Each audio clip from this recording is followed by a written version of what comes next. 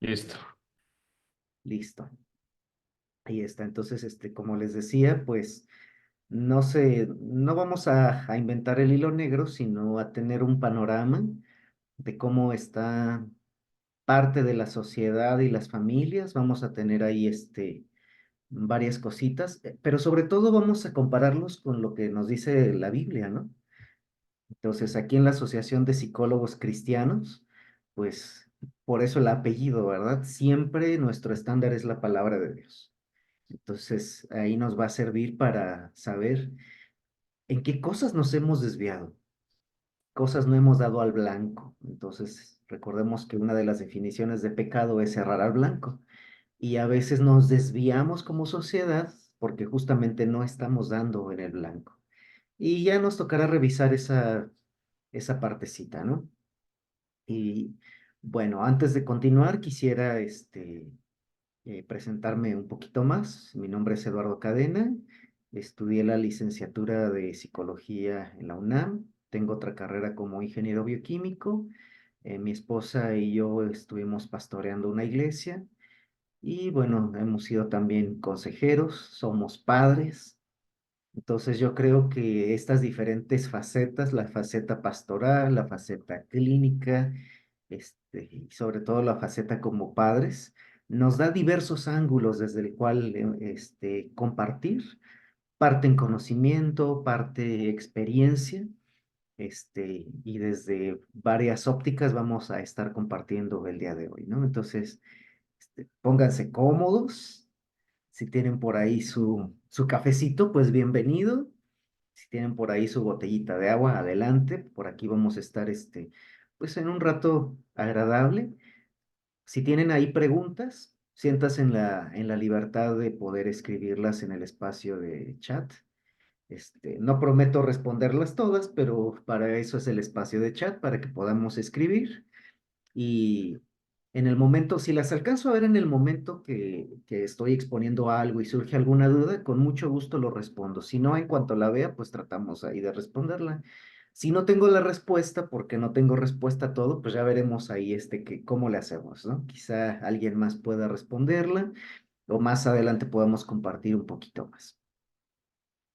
Entonces ahora déjenme compartir un poquito la pantalla.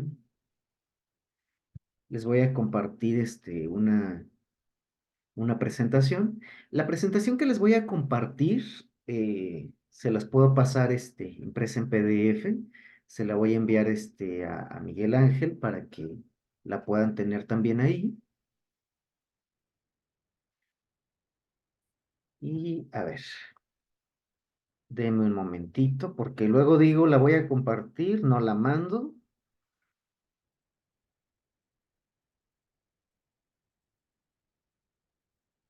Y listo, ya la envié. Bueno, ya se la envié a Miguel Ángel. Ya él puede ahí buscar la manera de hacérnosla llegar. Sobre todo para que lo que ustedes vean en la pantalla, este, no se desgasten tanto escribiendo, pues ya está ahí escrito, ¿no? Entonces, bueno, ahora sí déjenme comparto la pantalla.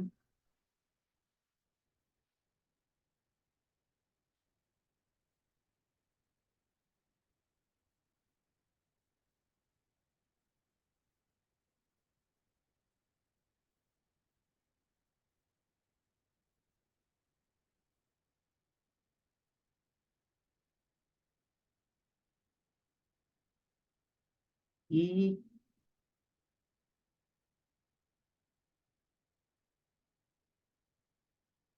listo. Entonces ya deberíamos estar viendo ahí la pantalla. Y es una presentación. Bueno, y el tema de la charla del día de hoy se llama justamente así, familias rotas, familias sanas. No solamente se trata de ver la parte disfuncional de la sociedad, sino también ver qué valores, qué cosas podemos aportar para cambiar un poco esa situación, ¿no?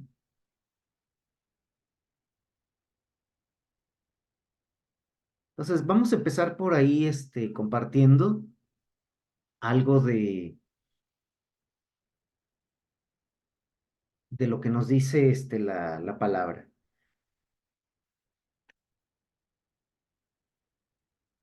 Entonces, hay un texto ahí en Génesis 1 del 27 al 28 y justamente pues yo creo que la mayoría los conocemos. Vamos a ver ahorita algunos principios, algunos pasajes que ahí vienen. Y entonces, fíjense lo que dice, ya les puse la cita ahí en la pantalla, Génesis 1 del 27 al 28 dice, y creó Dios al hombre a su imagen, a imagen de Dios lo creó, varón y hembra los creó, y los bendijo Dios y les dijo, fructificad y multiplicaos, llenad la tierra y sojuzgadla, y señorad en los peces del mar, en las aves de los cielos y en todas las bestias que se mueven sobre la tierra. Esta es de la versión Reina Valera del 60. Hay otra versión que dice, donde está diciendo, creó Dios al hombre a su imagen, dice, lo creó divino, reflejando la naturaleza de Dios. Y eso es cierto. Dios nos creó para que nosotros, hombres y mujeres juntos, podamos reflejar la gloria de Dios.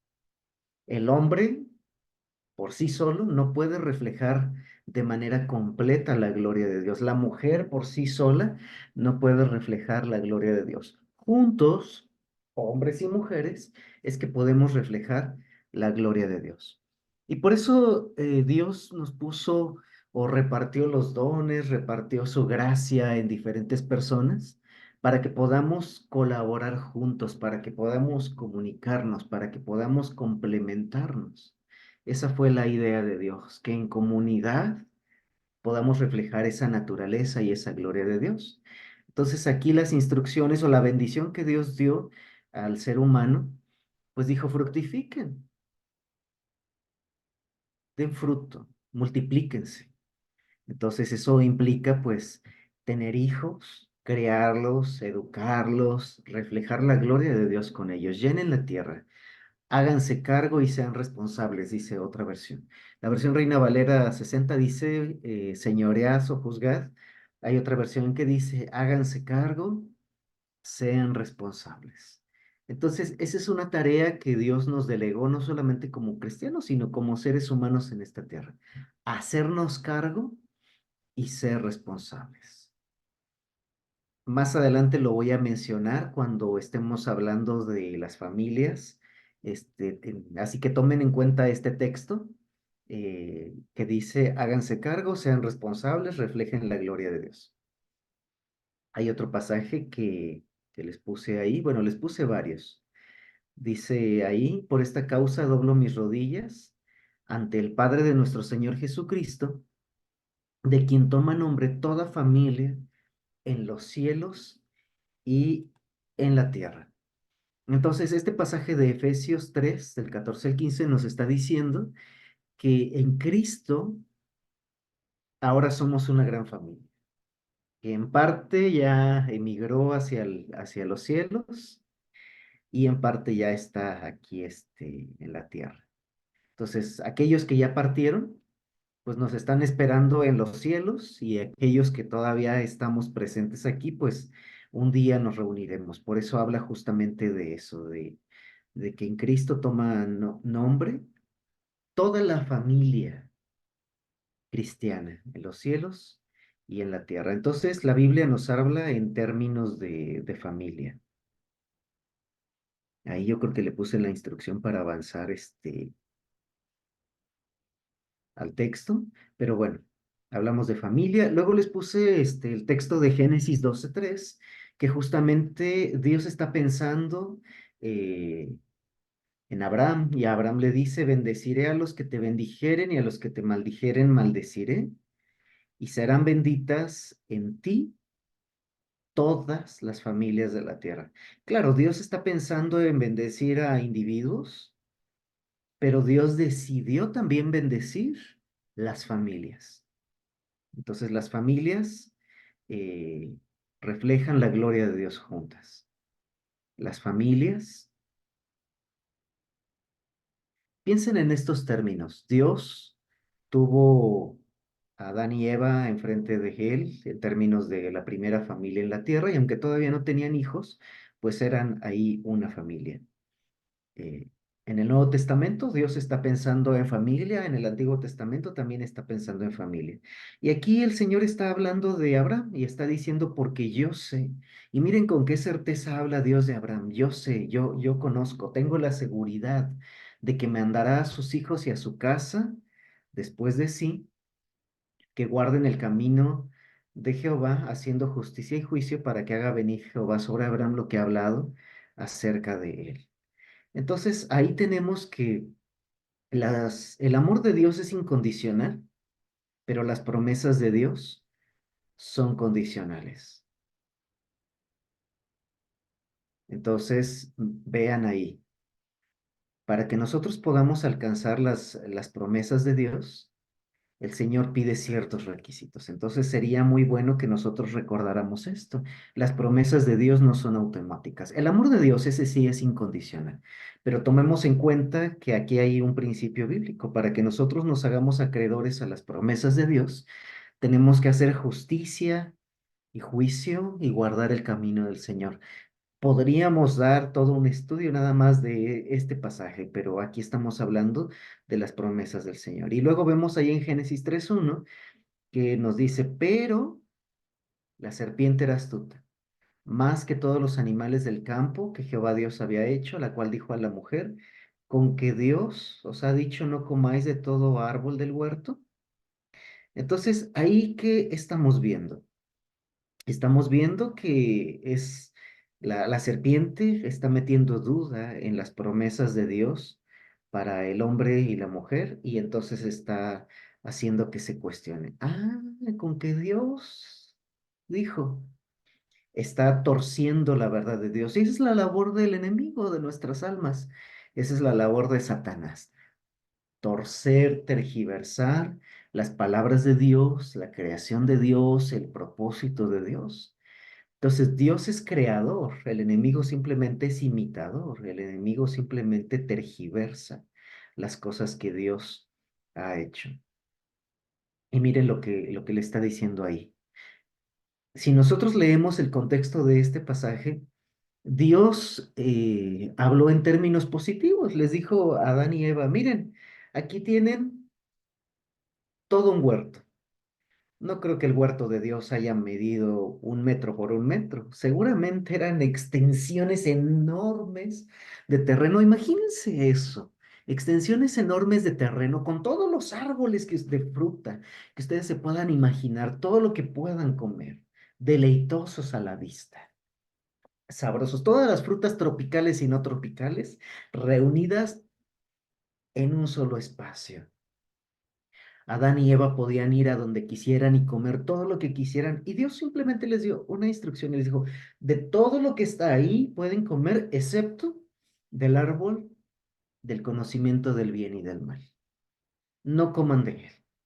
No sabemos si Dios iba a esperar a que ellos tuvieran la madurez necesaria, porque hay teólogos que plantean eso, que Dios estaba esperando a que ellos tuvieran la madurez necesaria para que entonces en otras condiciones pudieran probar del árbol. No lo sabemos, pero era una sola instrucción. Hay cientos de árboles, pueden comer de todos esos, excepto de uno. Y aquí Satanás torció la palabra de Dios. Con que Dios les ha dicho no coman de todo árbol del huerto. Miren, y esos son los principios del mundo. El mundo, Satanás, siempre va a torcer las palabras de Dios para hacernos creer que Dios es malo. Miren las dos versiones. De un lado tenemos, Dios es bueno, Dios nos permite comer todo lo que queramos, Dios nos permite ir a donde queramos, Dios nos permite comer, disfrutar, deleitarnos, porque Él es bueno. Y en medio de todo eso hay límites. ¿Cuál era el límite? El árbol del conocimiento del bien y del mal. Y esa es la visión bíblica. Dios es bueno, nos permite disfrutar, nos permite deleitarnos. Hay límites, los límites siempre son sanos, los límites son buenos, los límites son saludables.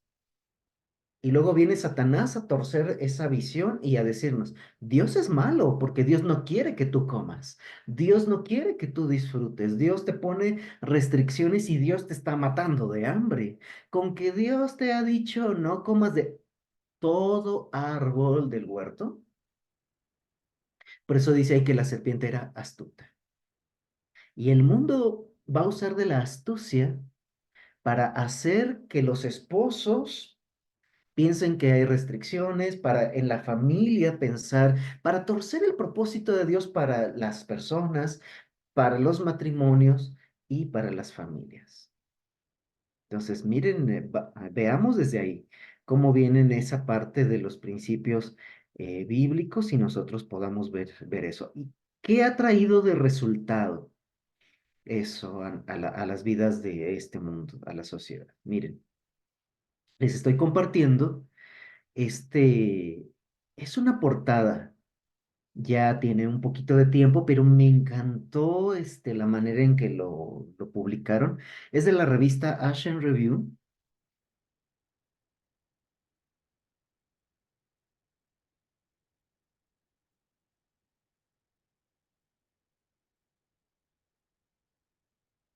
Es de la revista Asian Review y miren lo que nos está poniendo ahí. Ahí nos está diciendo que hay demasiados hombres. Eso es lo que dice, too many men. El alto costo de la brecha de género en Asia. ¿Y por qué publicaron en esta revista, en la revista Asian Review, que hay demasiados hombres? De hecho, en el censo, y este ya les digo viejito, es del censo de 2011. Hay 100 millones más de hombres que de mujeres. 100 millones. ¡Wow! ¿Qué pasó con 100 millones del otro lado de la moneda? ¿Qué pasó con esos 100 millones más de mujeres que nos están haciendo falta? ¿Dónde están? Las abortaron. Ahora que que hubo en muchas ciudades del mundo en la marcha del 8 de marzo del Día Internacional de la Mujer, este, pues hablan de un montón de cosas, pero no se habla de esto, de esta brecha de género en Asia. Nos hacen falta 100 mujeres, 100 millones de mujeres. México tiene una población de alrededor de 120 millones de personas. Nada más en Asia, no estamos hablando a nivel mundial. Nada más en Asia se ha matado a un país completo de puras mujeres, casi por completo la población de México. Y eso estamos hablando de 2011. De 2011 para acá se ha aprobado indiscriminadamente el aborto en más países. Así que sería interesante ver de qué tamaño es la brecha de género, entre comillas, que tenemos hoy. Es decir, el número de mujeres asesinadas. ¿Por qué de mujeres específicamente? Ah, ahí hay toda una historia. Resulta que en China, eh, y también por ahí en algunos otros países que han sido influenciados por la política china, pero principalmente en China, se estableció la política de un solo hijo. Y entonces, eh, el gobierno solo permitía tener un hijo por familia para tener un control poblacional, etcétera, etcétera. Y hay un montón de razones. Entonces, las familias chinas, como son familias conservadoras, tradicionales, etcétera, pues preferían tener un hijo varón en lugar de una hija. Y entonces, eh, cada vez que se hacían los ultrasonidos y descubrían que el bebé, el que estaba en gestación era niña, ¿qué hacían? Lo abortaban. Entonces mataban a esa niña y cada vez que veían en el ultrasonido que era niño, lo dejaban vivir. Y entonces el gobierno chino tuvo que prohibir los ultrasonidos para revertir un poquito esta situación. Pero en algunas regiones de Asia lo que está sucediendo hoy en día, en 2024, es que a las mujeres las están raptando. ¿Por qué? Porque hay muy pocas mujeres. Hay demasiados hombres y hay muy pocas mujeres. Entonces, 100 millones de hombres no están encontrando esposa. ¿Por qué? Porque mi cuerpo, mi decisión.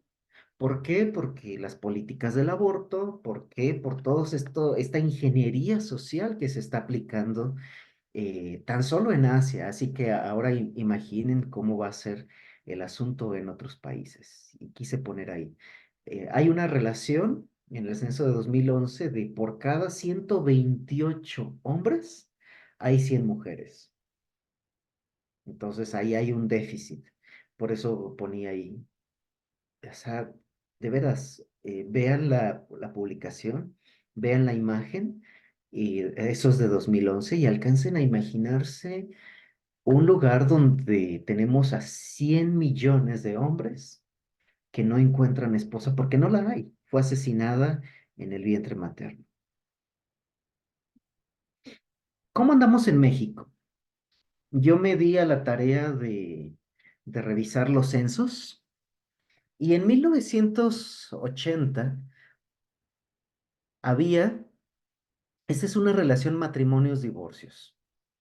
Por cada 100 matrimonios había en promedio 4 divorcios. En 1980, estamos hablando de hace una generación.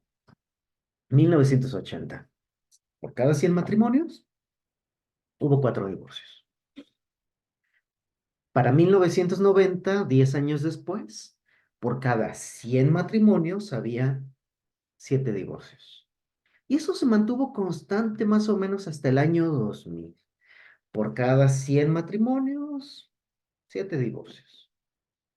Para el año 2005, y esto se fue de manera acelerada. Estamos hablando de décadas.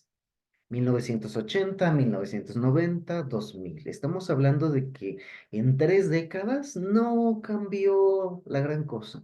Pero después hacemos un salto de 5 años, de 2000 a 2005, y pasó de alrededor de 7 divorcios a 11 divorcios, casi 12 divorcios.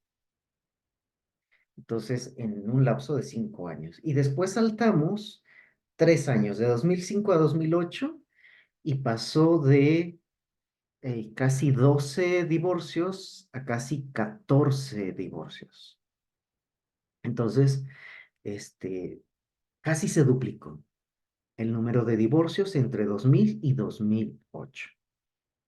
Y luego pasamos del año 2008 al 2015 y saltó de 14 divorcios a 22 divorcios a nivel nacional.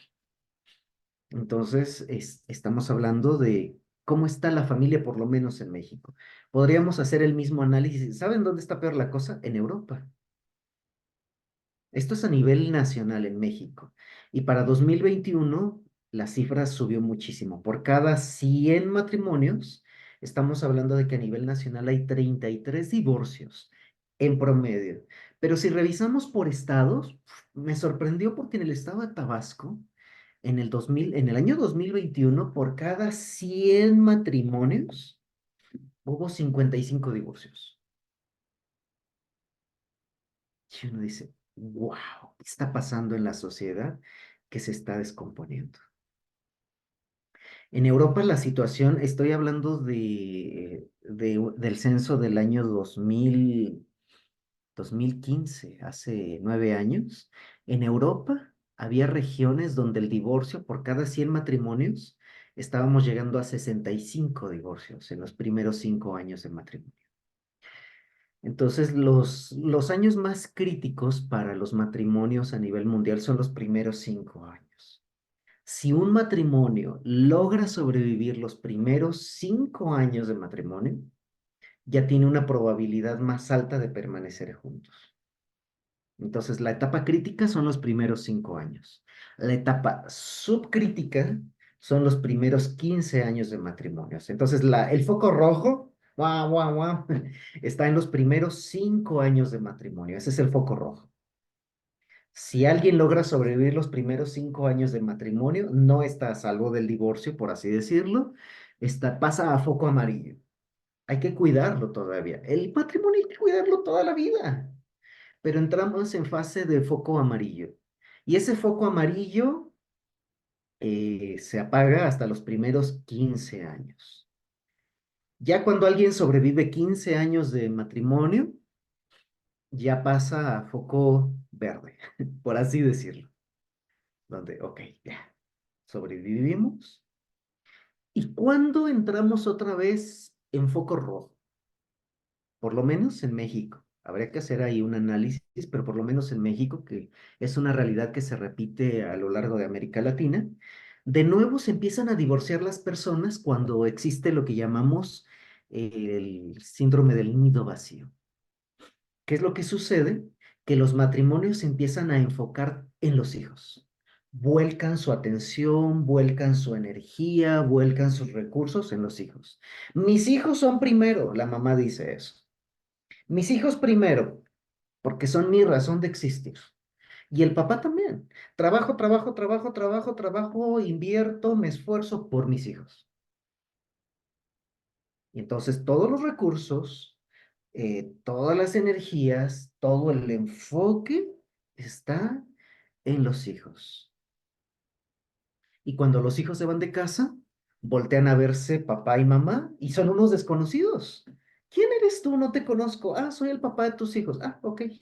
Soy la mamá de tus hijos. Ah, ok. Nos divorciamos y sigue siendo el papá de mis hijos y sigue siendo la mamá de mis hijos, pero a ti no te conozco porque dejé de invertir en el matrimonio, dejé de sembrar en el matrimonio, dejé de cuidar el matrimonio. Y entonces la estadística nos dice que los matrimonios se vuelven a disparar cuando hay un nido vacío. ¿Por qué? Porque dejamos de sembrar, de invertir, de cuidar el matrimonio. Entonces, vean ahí cómo van las estadísticas. Entonces ya tenemos aquí que no se cuida el matrimonio, el enfoque está en los hijos. Y miren, es importante eso. ¿Qué estamos haciendo mal como sociedad? Estamos entronizando a los hijos y por eso ahora tenemos hijos, dictadores. Aunado con eso, aunado con la situación de los abortos, aunado a la situación de que estamos dándole demasiado peso a los hijos. Ahora hay toda una corriente de ideología de género en el mundo. Entonces, miren lo que dice el Colegio Americano de Pediatras.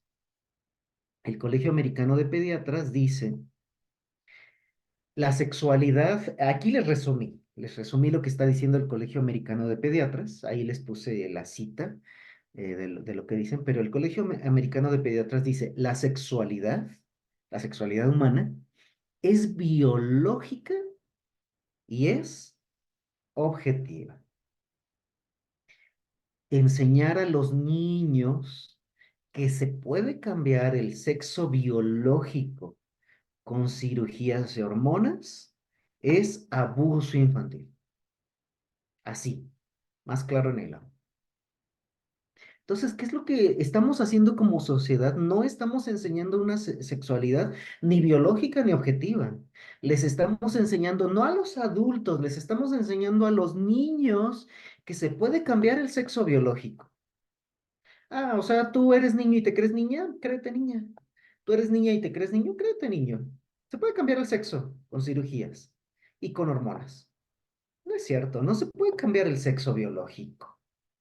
Si alguien se hace una cirugía, simplemente lo que se está haciendo es, se está disfrazando. Lo que pasa es que primero empezamos con maquillaje, luego empezamos con la parte textil. Ah, te puedes disfrazar si eres niño, te puedes disfrazar de niña usando maquillaje. Si eres niño, te puedes disfrazar de niña usando ropas de niña. Y si eres niño, te puedes disfrazar de niño utilizando cirugías.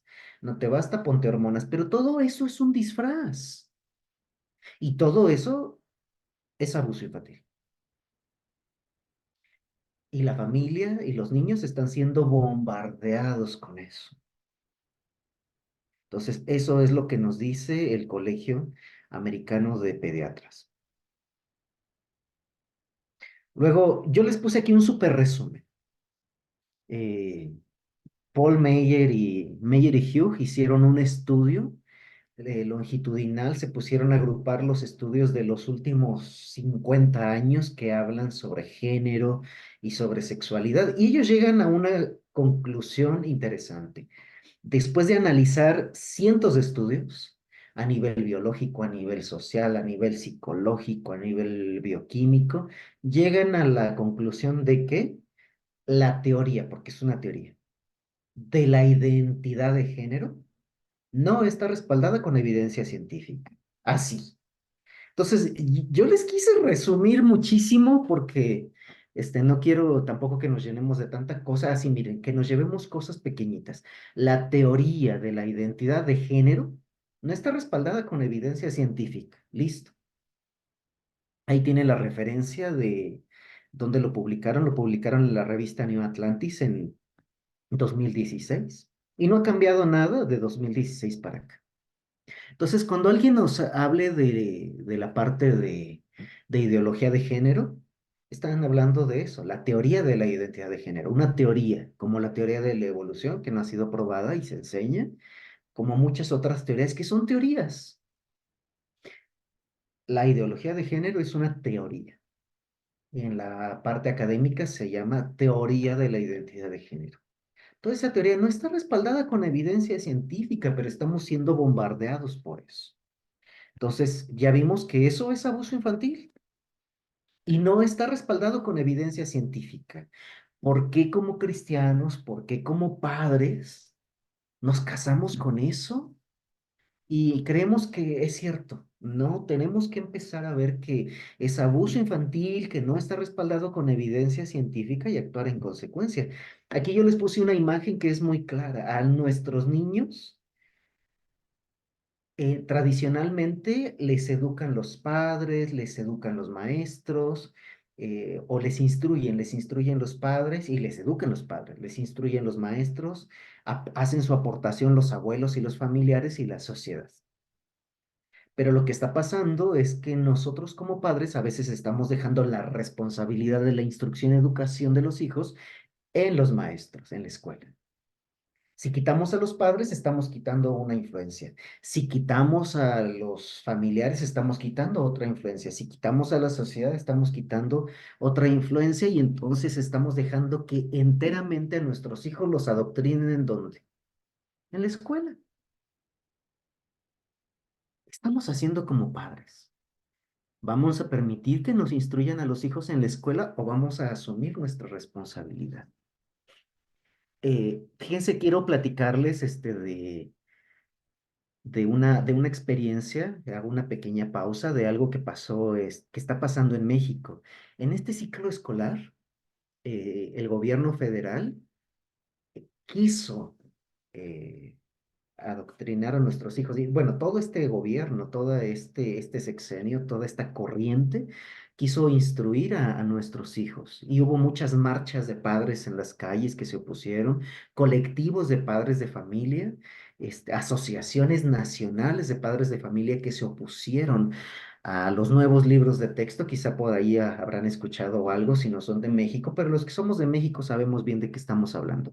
Un juez ordenó que no se distribuyeran estos libros de texto, que se hiciera una revisión porque tenían muchísimo material de adoctrinamiento, de brujería, de chamanería, de mil cosas ahí que como padres no estamos de acuerdo, pero el presidente de la República dijo, a mí no me importa lo que haya dicho el juez, yo los distribuyo, se saltó la ley.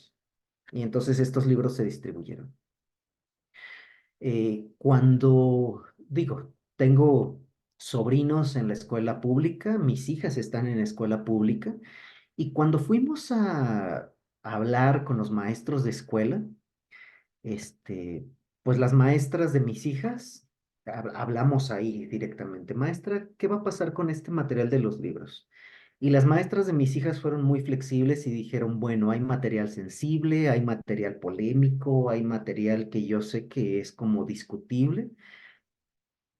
Y entonces, las maestras de mis hijas dijeron, hay material que no vamos a ver.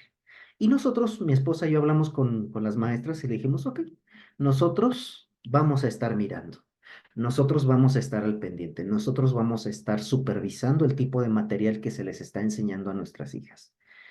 Mis sobrinos no corrieron con la misma suerte, por así decirlo, y sus profesores le dijeron a sus papás, papás, de antemano les decimos que sí, hay material controvertido, hay material ahí, medio escabroso, pero sí lo vamos a enseñar, porque sí estamos de acuerdo con esa ideología, porque sí estamos de acuerdo con ese enfoque y sí lo vamos a enseñar, sí o sí, estén ustedes o no de acuerdo. Obviamente, ese fue el caso de muchos otros padres en México. ¿Y qué hicieron esos padres? Se llevaron a sus hijos a otras escuelas, a escuelas privadas, lo cual tomaron la mejor decisión. Yo no sé qué hubiera hecho si las maestras me hubieran dicho lo mismo, pero entonces ahora ya los papás que no estamos de acuerdo con eso, quedamos regados en todo el sistema educativo. Eso fue algo bueno. Ahora estamos regados en escuelas privadas y públicas. Y entonces ahora vamos a poder ejercer presión e influencia en todo eso. Bueno, un día llegó una de mis hijas con una tarea de la parte de discriminación, pero enfocado nada más a la parte de ideología de género.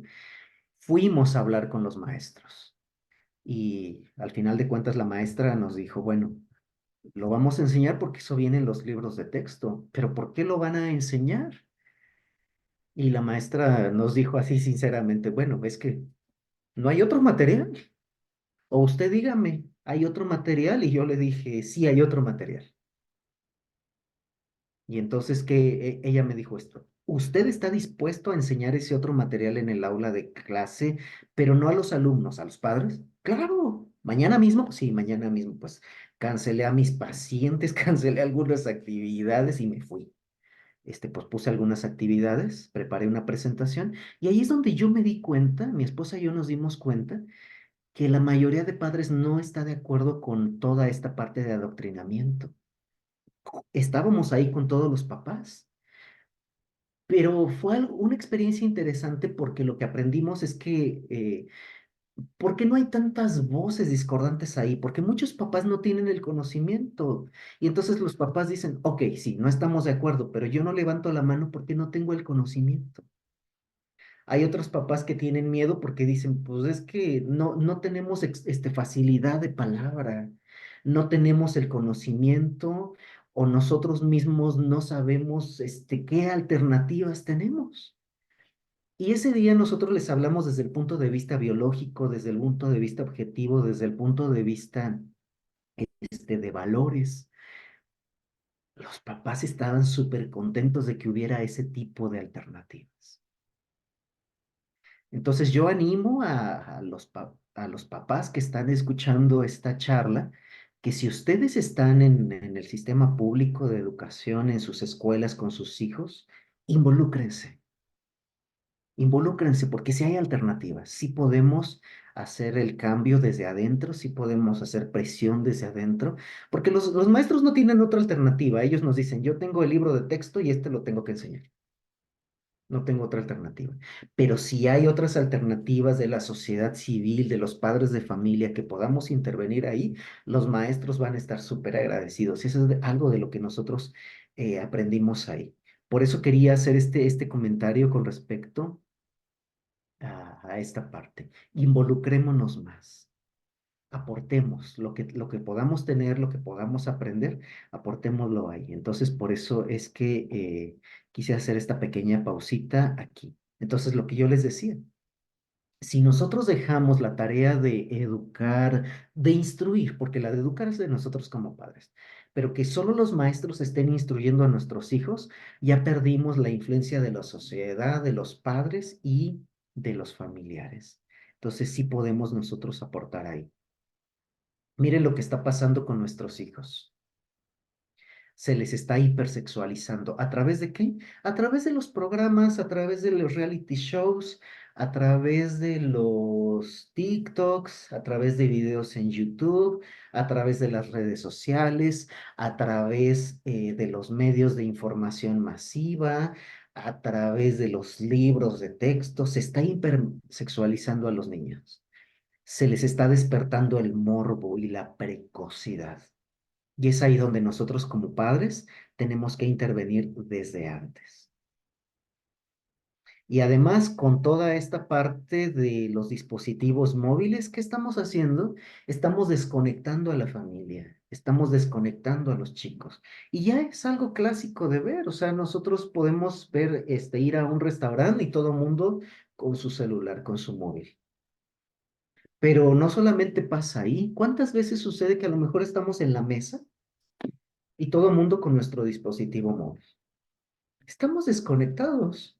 Y aquí la pregunta sería, ¿Cuándo fue la última vez que como familia tuvimos una charla simplemente para jugar o para conocer nuestro día a día? ¿Cómo te fue en tu día? ¿Cómo te fue en tu trabajo? ¿Cómo te fue en la escuela?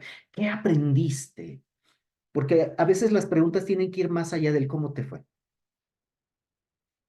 Porque ¿cómo te fue? La respuesta es, bien, ok. Y seguimos en el móvil. No, ¿qué aprendiste hoy? ¿Qué te enseñaron hoy? ¿Qué dificultad tuviste hoy? ¿Cómo la resolviste? ¿Con quién conviviste hoy? ¿Con quién jugaste hoy? ¿A qué jugaste hoy? Preguntas que no implican solamente un sí o no, sino que implica un diálogo. ¿Qué piensas tú de esto? ¿Qué te enseñaron hoy? Me enseñaron esto. ¿Y qué piensas tú de eso? ¿Estás de acuerdo? ¿No estás de acuerdo? ¿Cuándo fue la última vez que tuvimos una charla significativa con nuestra familia en la mesa o en algún otro lugar? Entonces es importante porque estamos en una sociedad donde lo que pretenden es desconectarnos unos de otros. Entonces el propósito de Dios es que haya una comunicación, que reflejemos su gloria. Dios es un Dios que se comunica y Dios nos creó y quiere eso. Dios quiere que nosotros podamos tener justamente esa comunicación entre los diferentes miembros de la familia, que nos enfoquemos en servirnos unos a otros. ¿Se acuerdan de las estadísticas que yo les decía? Que muchos matrimonios, las principales dos causas de divorcio en México, la primera es por causas económicas, la economía, y la segunda causa de divorcio en México tiene que ver con la falta de responsabilidad personal. No estamos siendo responsables como maridos o como mujeres, no estamos siendo responsables en muchas áreas de la vida. Nos enfocamos más en los hijos, queremos que los hijos tengan lo mejor, cuando lo mejor que le podemos dar a nuestros hijos es a nosotros mismos como padres y como esposos. Entonces aquí ya hay mucho material para poder reflexionar. Entonces estamos hablando de cómo están las familias rotas y por qué están rotas. Ya vimos varias causas ahí. Entonces, los que se conectaron al final, les estoy comentando, o les comenté al principio que es todo lo que están viendo en la pantalla, eso ya lo compartí con Miguel Ángel en un archivo y se los va a hacer llegar de alguna forma. Eso tiene que ver todo lo que vimos anteriormente con influencias externas a la familia. Pero ahora hablemos de las influencias internas y hablemos de familias abusivas. ¿Por qué estamos hablando de familias abusivas? ¿Por qué eso se da? ¿Cuáles son las características de las familias abusivas? Y vamos a hablar de algunas de esas características, ¿eh? Ahí ustedes quizá van a poder identificar a sus familias de origen o a su familia presente. La familia de origen es cuando yo era niño, cómo fui criado, pero su familia presente es, ok, yo ya soy padre, ¿cómo estoy tratando a mi familia? ¿Cómo me estoy comportando como padre? ¿Cómo me estoy comportando como esposo? Y si detectamos alguna sombra de este comportamiento, yo creo que el objetivo de esta charla es que nos hagamos conscientes de que hay eso y que podamos arrepentirnos y podamos pedirle a Dios, Dios, cámbiame, Dios, transfórmame. Porque no quiero que nos vayamos solamente con el conocimiento, sino que nosotros podamos ser conscientes. Ay, a lo mejor de manera cruda. Hoy aprendí que tengo este comportamiento abusivo o que tengo la sombra de esta actitud. Dios, ayúdanos, ayúdanos a cambiar eso para que no tengamos características de estas familias abusivas, sino que seamos familias asertivas, familias que se nutren, familias que se sirven. Entonces, bueno, una de las cualidades o una de las características de las familias abusivas es que sus necesidades son prescindibles. ¿Y eso qué quiere decir? Que los niños satisfacen las necesidades de los padres, pero sus propias necesidades quedan insatisfechas. Y eso se da hoy en día porque, sobre todo desde el contexto de la adopción. Porque hay padres, hay esposos que no han podido tener sus propios hijos por algunos asuntos hormonales, biológicos, etcétera, etcétera, pero no han podido tener hijos y entonces buscan adoptar hijos.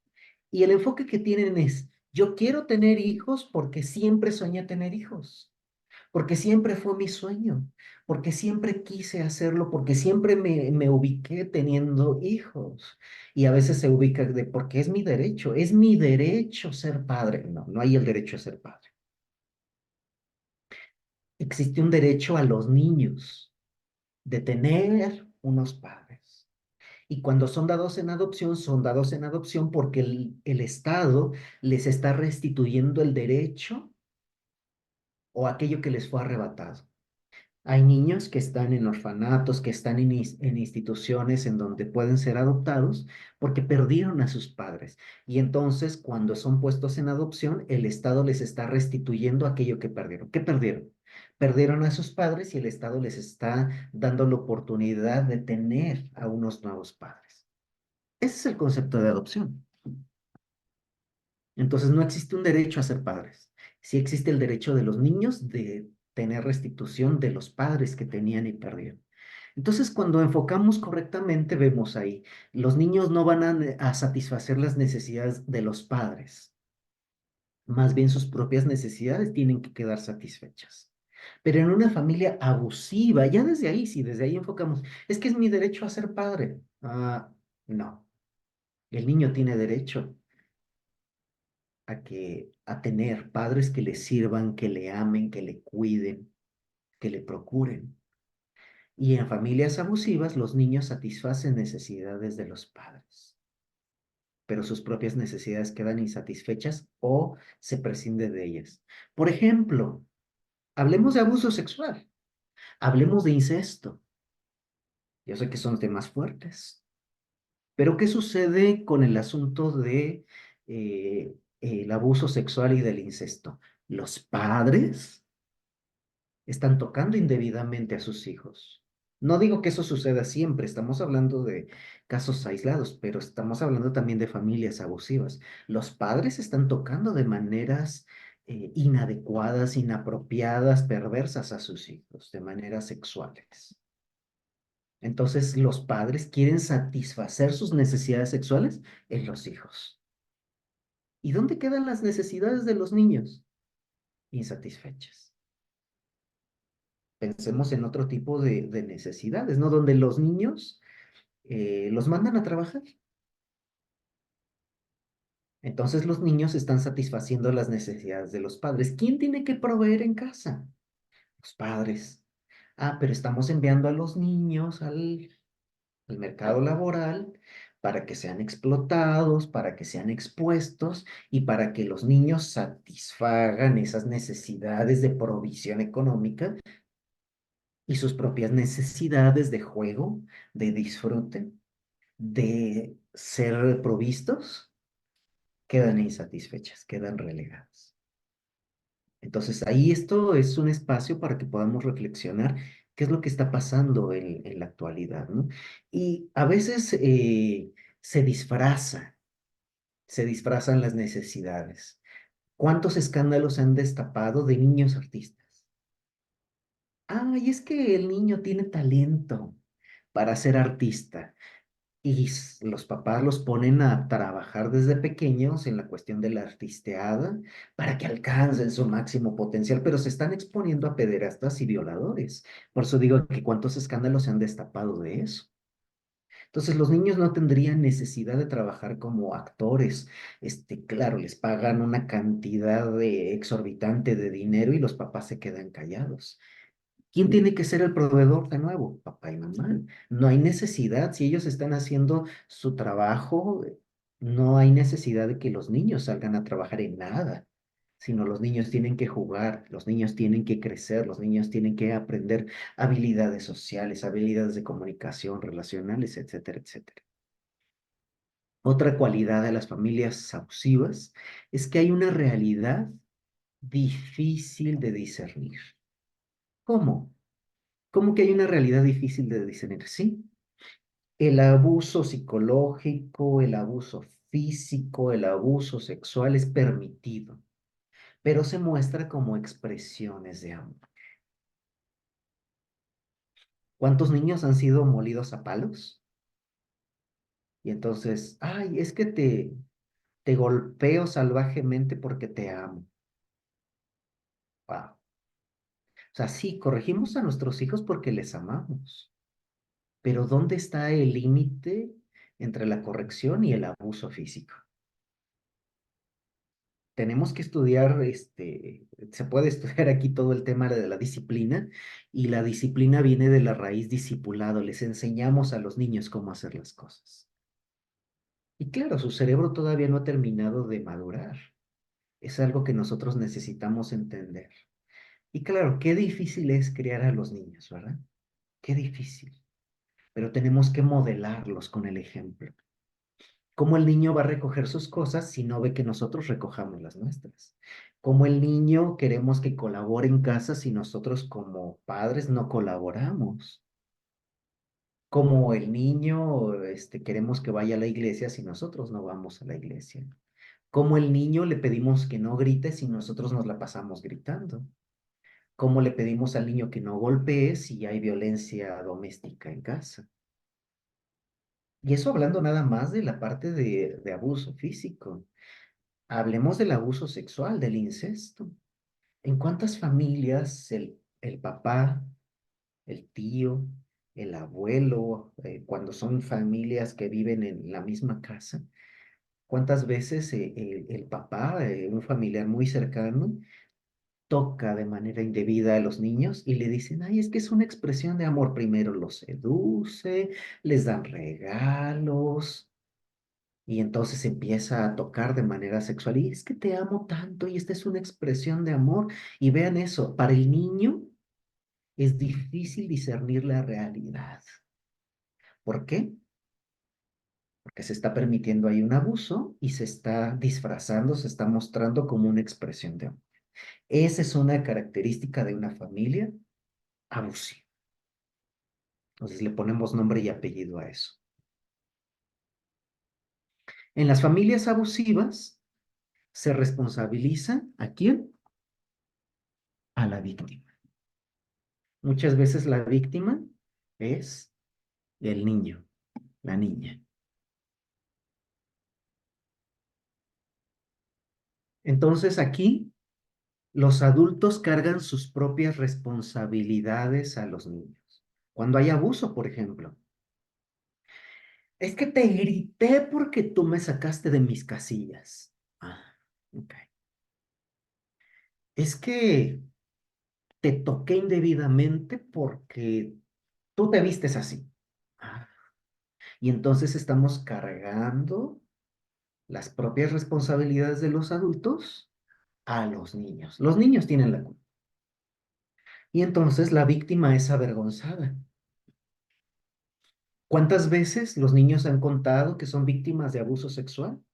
Y entonces, ¿qué hacemos como adultos? Es que el niño lo permitió, es que el niño debió haber dicho que no, es que el niño debió haber abierto la boca, el niño debió haber denunciado y entonces avergonzamos a la víctima. O sea, todavía que es abusado y entonces él tiene la culpa. La víctima es avergonzada, la víctima es culpada y la víctima es degradada. Wow. Y entonces se responsabiliza ahí. O sea, estamos en la parte, ya vimos la parte de factores externos y estamos viendo factores internos de por qué las familias están rotas, porque son abusivas. Entonces, otra característica es que hay una apariencia familiar engañosa. De puerta para afuera, de la puerta para afuera, ¿cuál es la imagen que se proyecta? Oh, esta es una familia respetable, esta es una familia perfecta, pero de puertas hacia adentro estamos viendo todas estas cualidades abusivas, engañosas. En las familias abusivas se usa la fuerza. ¿Qué se hace? Se manipula a las personas, se les amenaza, incluso se usa la fuerza física para mantener en secreto los abusos y para controlar. Donde hables, te va a ir mal. ¿Cuántas veces la esposa va a la iglesia con un ojo morado y ¿qué te pasó? Ay, la puerta. Esas puertas, ¿eh? Esas puertas vivientes golpea mujeres.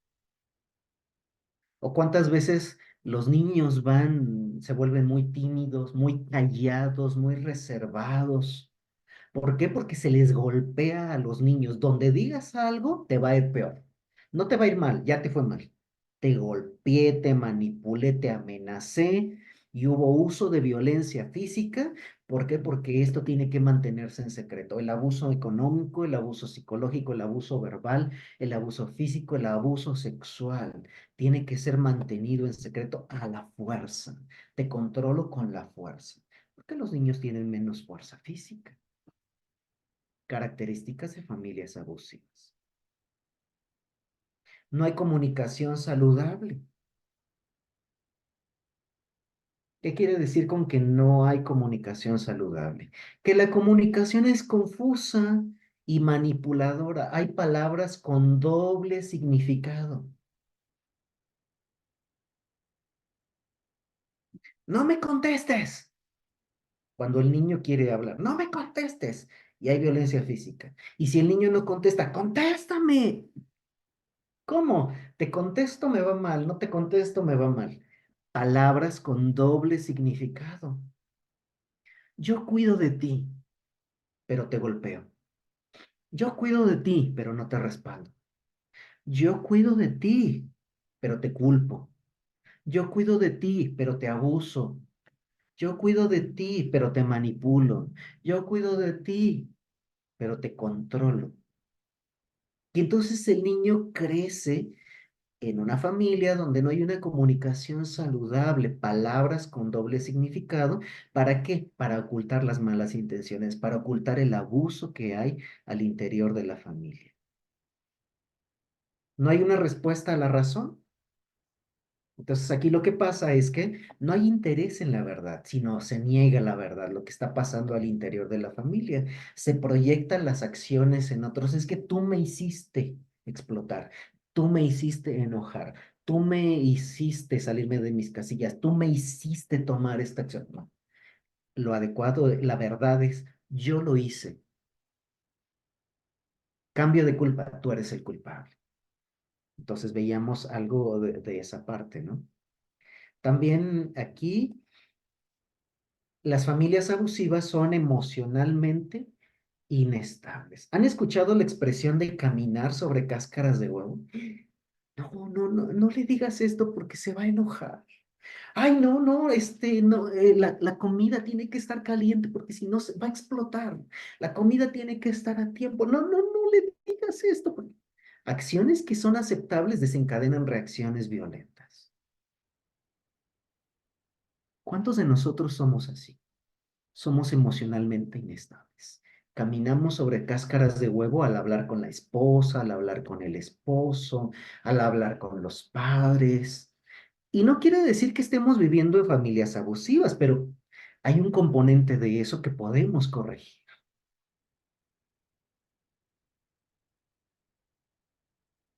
Aislamiento y carencia de intimidad. Entonces hay un miedo a ser descubiertos. Ay, no, se van a dar cuenta en la escuela, se van a dar cuenta en la iglesia, se van a dar cuenta en la familia. Y entonces se alejan. No, no, no, no vamos a ir a visitar a tus abuelos porque ellos son malos. No, no, no, no vamos a visitar, no vas a ir a esta excursión escolar porque pasan cosas malas. No, no vamos a salir de paseo porque eso es malo. Y entonces, ante este miedo a ser descubiertos de la dinámica familiar, la familia se aleja de quien pueda descubrir. Entonces hay un aislamiento y hay una carencia de intimidad. O sea, de plano no hay intimidad entre los miembros de la familia, pero tampoco con otras personas. Son cualidades de familias abusivas. Y la última de las cualidades, el código de silencio. Hay muchas más, pero esto nos va a ayudar a reflexionar sobre esta parte.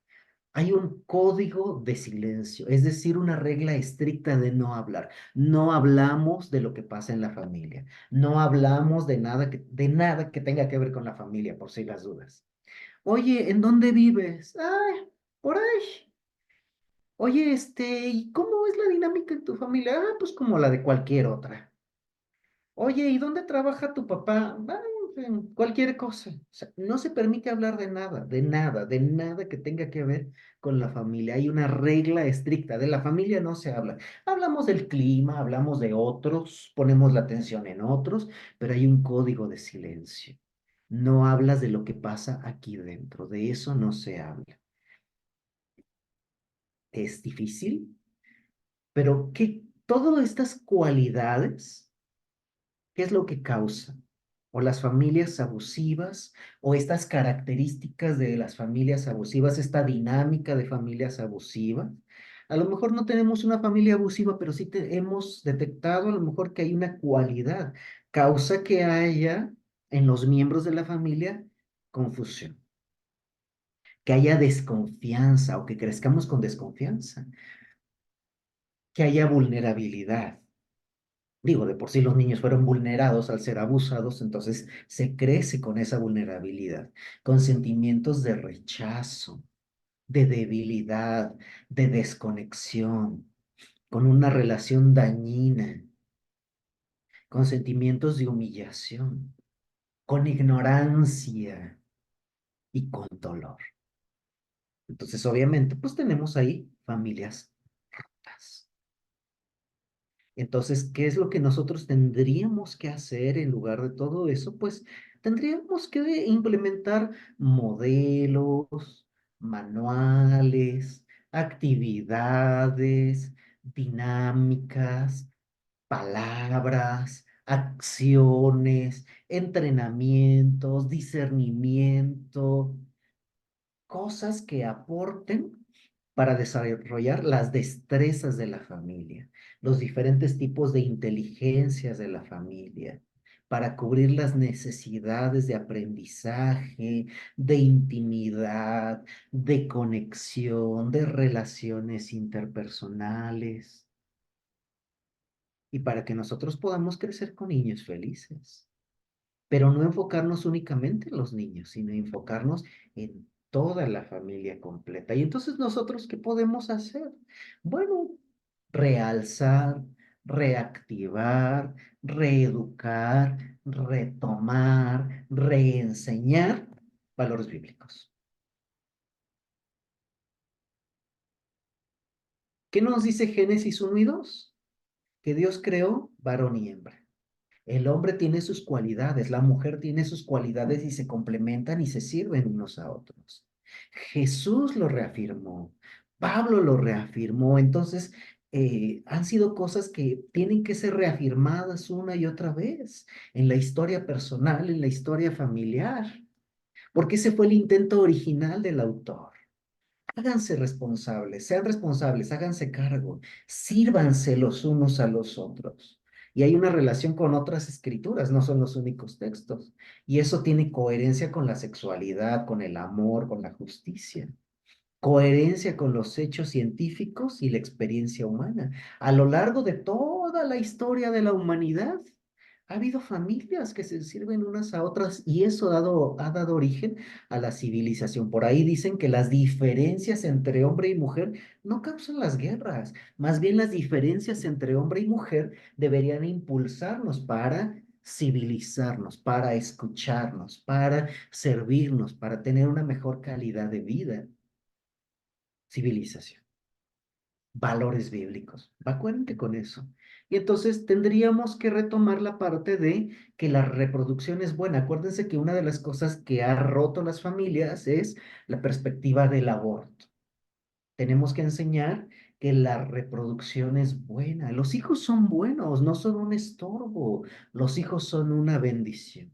Y entonces tenemos que enseñar desde casa, la reproducción es buena. ¿Con qué visión están creciendo nuestros hijos?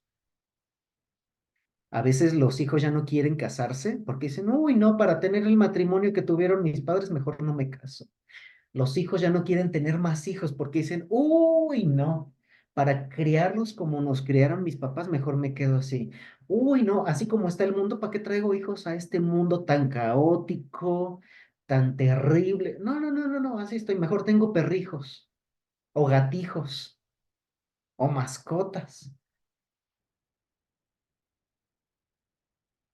Por ahí vi una ilustración de mujeres musulmanas con muchos hijos en Europa, con muchos hijos en las carriolas y gente blanca con perritos y con gatitos en sus carriolas.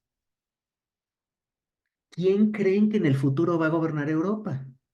¿Los perros y los gatos? No, los hijos de los musulmanes.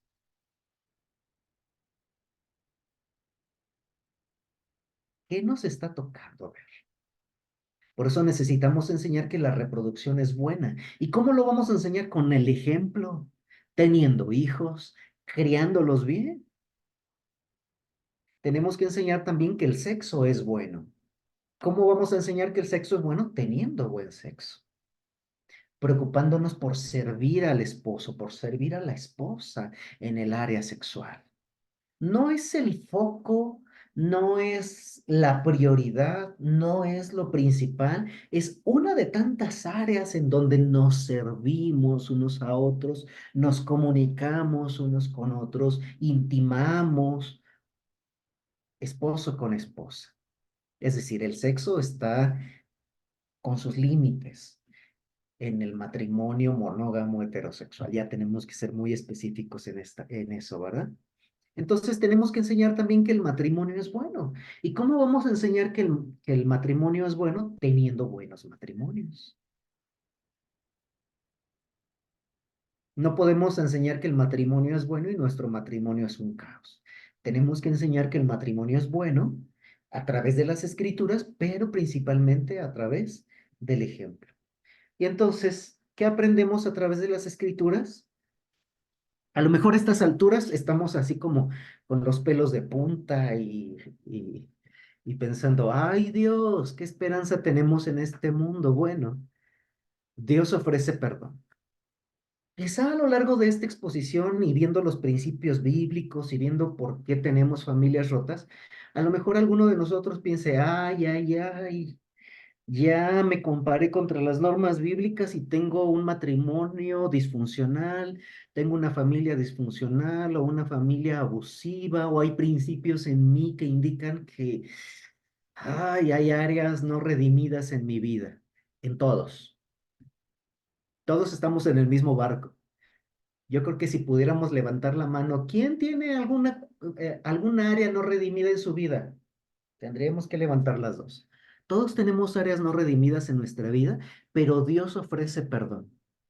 Él nos perdona en aquellas cosas donde nos hemos equivocado. Dios nos otorga madurez. Si nosotros estamos dispuestos a cambiar, a arrepentirnos, Señor, me arrepiento de esta conducta, quiero cambiar, Dios nos da madurez a través de su palabra, a través de los principios bíblicos y la promesa de perfeccionarnos, de acompañarnos en este proceso. Y entonces nosotros podemos cambiar la mentalidad y nosotros podemos dentro de la familia enseñar principios bíblicos, reflejar el amor de Dios, reflejar la comunicación, la intimidad, para que nuestros hijos cuando lleguen a cierta edad se formulen esta pregunta que debería estar en cada uno de nosotros. ¿Quién soy? Pero no quién soy en la sociedad, sino quién soy en Cristo.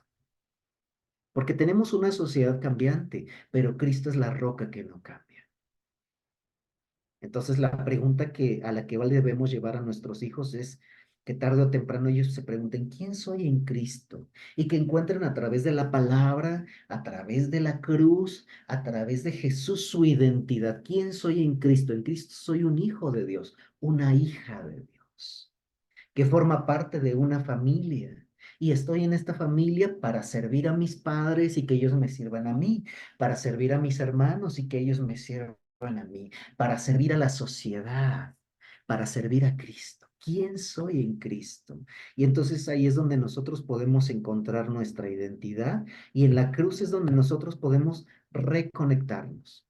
Malaquías, el último libro del Antiguo Testamento, tiene una promesa. Por eso aquí hablamos de que en Cristo está la promesa de perfeccionarnos. En Malaquías hay una promesa que vendría el Mesías para reconciliar a los padres con los hijos y a los hijos con los padres. Es decir, una reconexión. Y entonces en Cristo nosotros podemos tener una reconexión entre esposos. A lo mejor hay esposos que están peleados, se pueden reconectar a través de la cruz de Cristo. A lo mejor tenemos una familia disfuncional, esa familia disfuncional puede reconectarse a través de Cristo, a través de su palabra, a través de sus principios bíblicos. Podemos reconectar. Y entonces podemos encontrar en la familia identidad. Dios diseñó la familia para que a través de la familia podamos encontrar identidad, para que a través de la familia podamos encontrar confianza, para que en la familia podamos encontrar protección, no abuso, identidad para que no estemos confundidos, sino que estemos seguros quiénes somos en Cristo. Confianza, no desconfianza, ya veíamos todo lo que se da en las familias abusivas. Protección, no abuso. Amor, que sepamos, ay, mis padres me aman y yo amo a mis papás, como un reflejo de la naturaleza de Dios. Fortaleza, no me siento débil, sino me siento fuerte. Conexión, en lugar de aislarme, me conecto con mis papás, me conecto con mis hermanos y más tarde me conecto con Dios, me conecto también con otras personas, me conecto con la sociedad, me conecto con amigos. Control. Tengo dominio propio de mis emociones. En lugar de crecer con ansiedad, con estrés, con desregulación emocional, crezco con control y con dominio propio. Afirmación. Fui afirmado, soy afirmado, por lo tanto, en la siguiente generación voy a afirmar a mis hijos y es una cadena virtuosa. Y restitución, restitución. Sobre todo, ah, tenemos que entender que nosotros también somos hijos adoptados de Dios. Somos sus hijos y fuimos adoptados por medio de Cristo. Entonces, en familias adoptivas, los niños pueden tener restitución. Pero también en familias disfuncionales, que son de alguna manera huérfanas emocionales, puede haber restitución.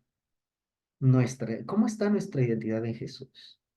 ¿Cómo están nuestras familias? Hay estas cualidades. Podríamos poner muchas otras, pero yo elegí poner estas de acuerdo a los principios bíblicos. Ahí yo les puse el texto de Primera de Corintios 15:49 que dice, así como llevamos la imagen del terrenal, llevaremos la imagen del celestial. Y a veces la imagen terrenal que hemos llevado de la familia, ay, ay, ay, está medio peliaguda, medio disfuncional, pero en Cristo podemos tener una mejor imagen, una mejor perspectiva, mejores principios bíblicos y una mejor práctica, una mejor praxis de una familia viviendo en Cristo. Entonces, bueno.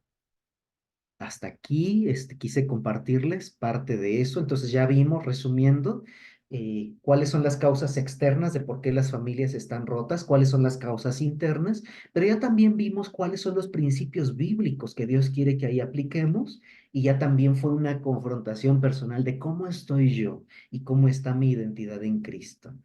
Entonces, bueno, no sé si hasta aquí, hasta este punto, haya alguna pregunta, alguna duda, algún comentario. Tienen la libertad para poder hacerlos.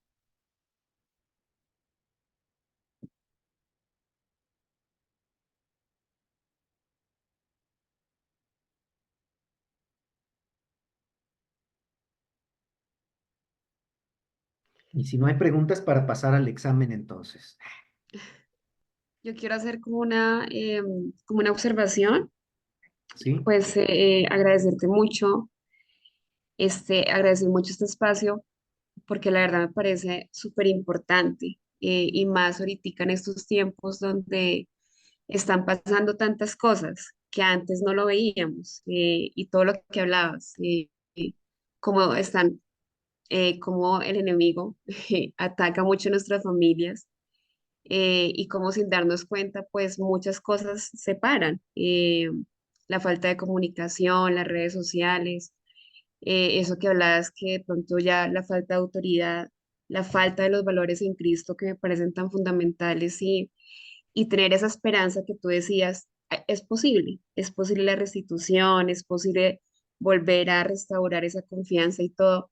a veces como que lo dejamos por alto y el compromiso que tenemos como cristianos de actuar en familias que uno conoce en la iglesia, de actuar en nuestras familias como ejemplo. Entonces, de verdad, te agradezco mucho este espacio. No, pues gracias también a ti por estar aquí. Gracias a todos los que han escuchado hasta aquí. Qué bueno que pudieron estar. Entonces, bueno, gracias por el comentario de Kaylee. Entonces, no sé si alguien más tenga, pues no necesariamente alguna duda, pero sí a lo mejor algo que aportar, algún comentario, alguna acotación. Es mucho material, pero ahí les digo que todo lo que vieron en sus pantallas, se les va a compartir el PDF que ya lo mandé a Miguel Ángel, entonces él se los va a compartir en su momento, ¿vale? Y bueno, si no hay entonces por ahí preguntas, si ya no hay más comentarios, pues vamos a cerrar entonces este espacio con una breve oración. Yo creo que nosotros podemos orar al Dios de la Biblia, al Dios que creó la familia, al Dios que nos creó con la intención de reflejar su naturaleza, al Dios que quiere que nosotros nos hagamos cargo y seamos responsables de todas las áreas de nuestra vida, de la sexualidad, del matrimonio, de la familia, de las finanzas, de la comunidad, de la comunicación. ¡Uf! ¿Cuántas cosas? Pero que no lo veamos como una carga, sino como una bendición, la bendición de poder administrar como mayordomos que somos las riquezas que Dios nos ha dado, ¿no? Y la bendición que Dios nos ha dado de tener familias. Entonces vamos a orar y vamos, si hemos detectado algo en nuestras propias vidas, algo en nuestros corazones, alguna actitud en nuestras familias, pues vamos a pedirle perdón al Señor y vamos a pedirle que Él nos ayude a aplicar estos principios bíblicos. Pues vamos a orar. Padre del cielo, gracias por cada uno de los que hemos estado aquí hoy compartiendo, aprendiendo, instruyéndonos, Señor, meditando, siendo confrontados. Padre, gracias por el privilegio de llamarte Padre.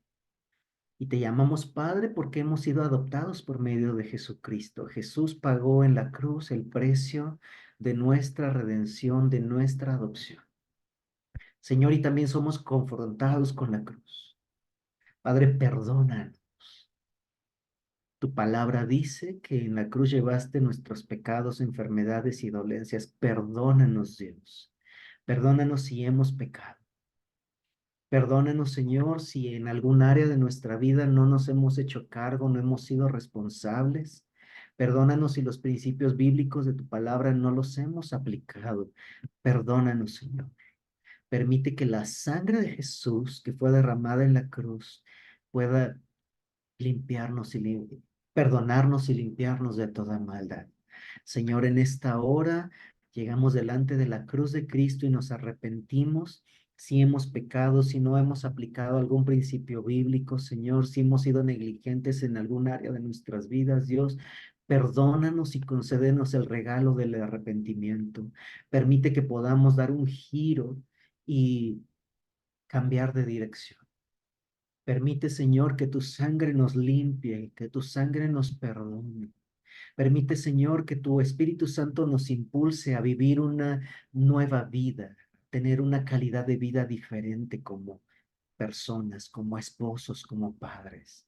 Señor, gracias porque tú nos has dado la promesa y la garantía de ese perdón y de la madurez y de una nueva esperanza y calidad de vida. Señor, gracias. Gracias por perdonarnos. Gracias por limpiarnos. Gracias por hacernos conscientes de las cosas que necesitamos cambiar. Ayúdanos, Señor, a ser mejores en el desempeño de nuestra familia, mejores padres, mejores esposos, mejores personas. Gracias por los principios bíblicos que hoy hemos aprendido y gracias porque hemos visto todas las formas en las cuales la sociedad rompe a las familias. Ayúdanos, Señor, para no llegar a esos puntos y que en lugar de que nuestras familias puedan ser rotas, permite que nuestras familias puedan ser resilientes, que nuestras familias puedan ser resistentes, que nuestras familias puedan ser puestas sobre la roca, sobre los principios de tu palabra, sobre la cruz, basados en valores y principios de tu palabra, Señor. Gracias por cada uno de los que hemos estado aquí, porque hoy nos llevamos certezas, hoy nos llevamos retos, hoy nos llevamos cosas para meditar, para pensar y quizá para corregir. Gracias, Señor, por esa esperanza y por esa renovación. Gracias en el nombre de Cristo Jesús. Amén. Pues muchas gracias a todos. Pueden abrir ahí sus micrófonos si quieren para dar un saludo, para despedirse. Y pues qué bueno que pudieron estar aquí.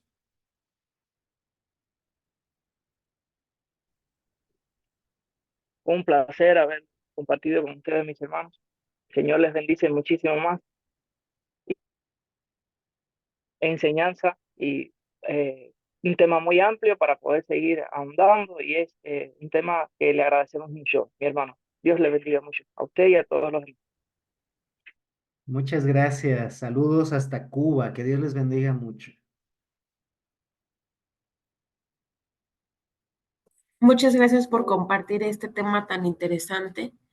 Realmente suma mucho a los, pues los conocimientos actuales que debemos de tener desde esta parte también en instrucción y en guía, ¿no?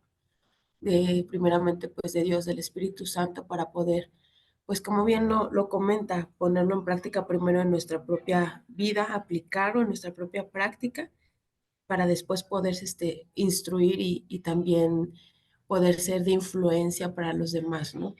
Entonces, muchas gracias porque considero que sí es importante que primeramente pues nos analicemos nosotros, a nosotros mismos, como individuos, como familias, como padres, y de ahí pues entregarle a Dios aquellas cosas que a lo mejor nos ha costado de pronto pues cambiar, ¿no? O patrones quizá generacionales que también están presentes, pero que sin duda estas charlas nos invitan no solamente a saber más sobre la parte de cómo aplicarlo en la parte profesional, sino en la parte personal. Entonces, pues yo le agradezco mucho porque sí es muy importante hacer esa reflexión a la que usted nos invita, que es primeramente vernos a nosotros mismos para después poderlo aplicar. Entonces, pues muchas gracias. Gran Sí, aprendizaje. gracias, Lisbeth, por el comentario. ¿Desde dónde nos acompañas?